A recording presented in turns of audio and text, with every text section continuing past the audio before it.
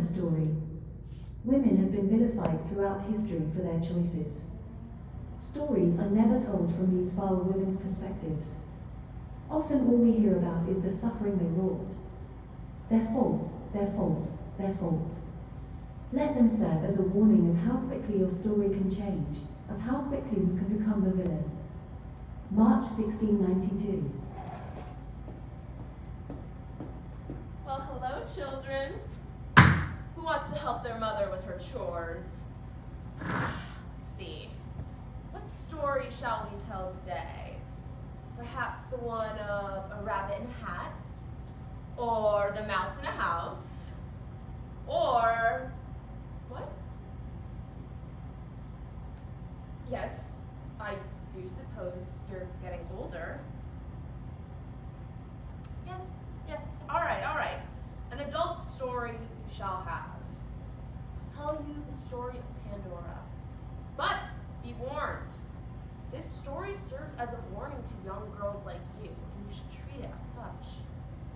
Oh, sweetie, would you mind handing these clues down the line? Thank you so much. Where was I? Oh yes, Pandora. To start with the story of Pandora, we first have to talk about the Titan brothers, Prometheus and Epimetheus. Prometheus was a Titan who loved humans, and he was very, very tricky. He tricked Zeus, the king of the gods, multiple times to give humans benefits such as meat, fire. Eventually, though, Zeus grew tired of Prometheus' trickery and sentenced him to an eternity-long spent as he's chained to a rock with his liver being eaten out by vultures. You said you wanted an adult story. Where was I? Oh yes, before Prometheus went to his rock of doom, he warned his brother Epimetheus not to trust the gods. Epimetheus was not the smartest and didn't put much certainty into his brother's advice. True to his word, Zeus did seek revenge on Prometheus through Epimetheus, and that's how Pandora, the first woman on Earth, was created. Pandora was gifted with beauty and, more importantly, curiosity, and the gods gifted her to Epimetheus with a mysterious jar in her wake.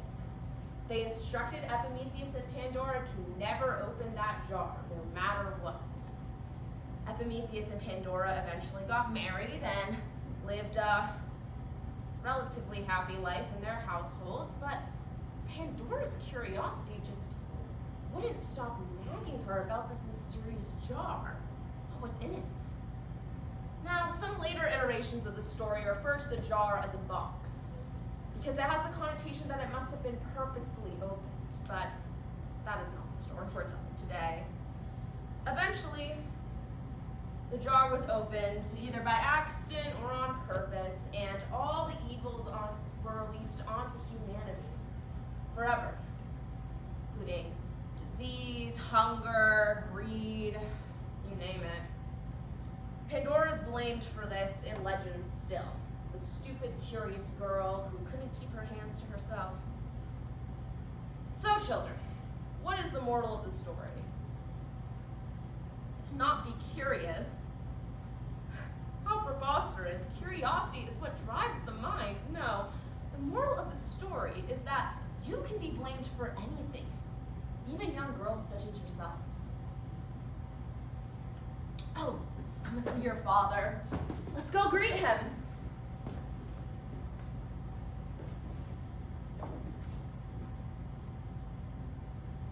(2022). Oh, where is it? Not here. Oh, found it. I found it. I brought the lipstick and the blush, so feel free to borrow any of that. Here you go. You can pass it around. Oh, gosh, I'm so excited for this party. It's gonna be a blast, honestly. No, I can't believe that they're pulling stuff like that at the end of the year. I mean, good for us, but still. I just get, ow! Son of a Gorgon! Oh. Yeah, no, it's just some weird saying my sister and I used to tell each other. It's based off that Greek myth, Medusa. You don't know it? I mean, I guess I could tell you if you want. Well, her story's not very happy. This is the story of Medusa. Medusa was the only mortal sister of the three Gorgon sisters. She served as a priestess to Athena's temple back in the old days, and she was beautiful. I mean, poets would sing praises about her luscious hair. Evidently, though, some other less savory people noticed, including the god of the sea, Poseidon. While Medusa was attending to her duties as the priestess of the temple, Poseidon went in and assaulted her. It's horrible. Yeah, no, it's really bad. That's what I'm saying. And even later, Athena was infuriated by this so-called disrespect and cursed Medusa, turning her into a monster with snakes for hair. People even said that she was so ugly that when you looked at her, you would turn to stone.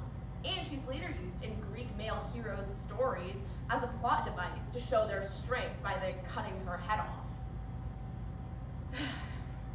And she's vilified for what? Her appearance? Her resistance?